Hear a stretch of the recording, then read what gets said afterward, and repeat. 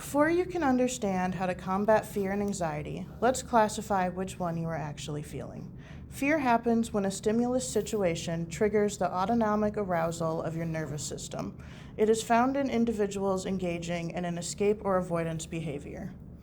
Whereas anxiety is the establishing operation of the autonomic arousal that increases the likelihood of escape-based behaviors. It is the activation of the autonomic nervous systems with symptoms such as rapid heart rate, shallow rapid breathing, and increased muscle tension. On the topic of both anxiety and fear, we have the creation of a phobia. A phobia is when the autonomic response or escape and avoidance behaviors are severe enough that it disrupts a person's life.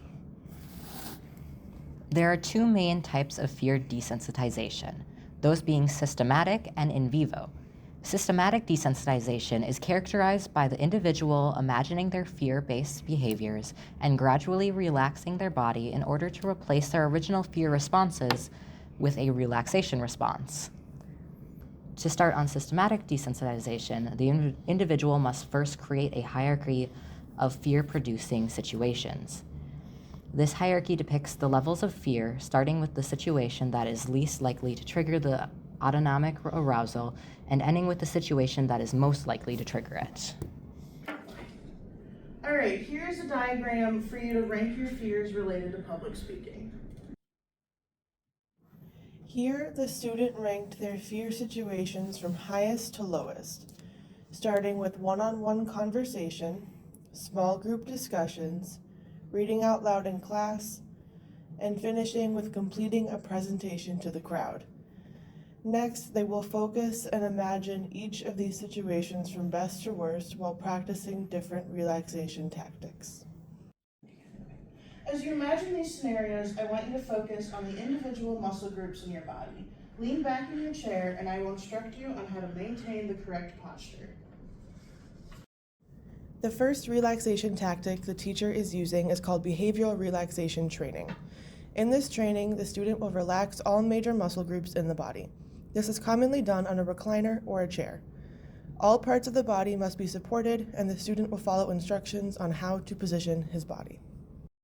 The relaxation tactic the teacher will have her patient use is diaphragmatic breathing. This is characterized by slow, rhythmic breathing. The individual should get into a comfortable sitting position and place their hand just below their rib cage. When inhaling, the abdomen should move outwards and the shoulders should remain motionless. Now that you've successfully used relaxation tactics with imagining these scenarios, we can move on to relaxation during the actual scenarios. In vivo desensitization is similar to systematic desensitization in that it is based off of that fear hierarchy. However, in vivo, the student will actually act out the scenarios while practicing relaxation tactics. To start off, the student will interact in small group discussion, as that was a lower level on the fear hierarchy. The first relaxation tactic is attention focusing exercise, a strategy in which a student focuses their attention on a neutral or pleasant stimulus in order to decrease the amount of attention they focus on the anxiety-producing stimulus. Here, the student is focusing on the visual stimulus of a classmate's shoe in order to distract himself from the situation at hand. I'd say my favorite game is probably Dungeons and Dragons. It's a fantasy RPG where you get... The student has now progressed up their fear hierarchy and will face the most anxiety-producing situation, giving a presentation to a crowd.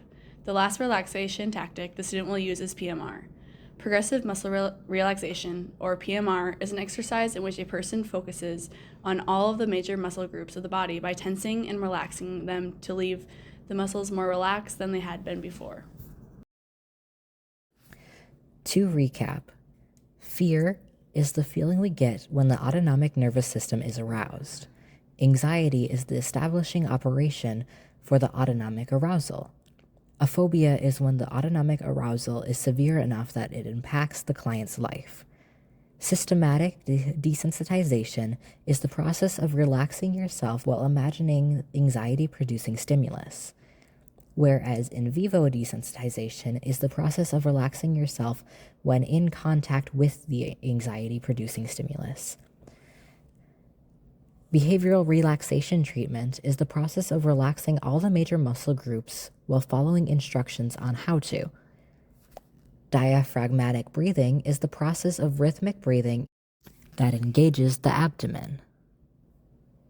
Attention-focusing exercise is the process of finding a neutral or positive stimulus to distract from the anxiety-producing stimulus. Progressive muscle relaxation is the process of tensing and relaxing all of the major muscle groups. And those were all ways to reduce fear and anxiety.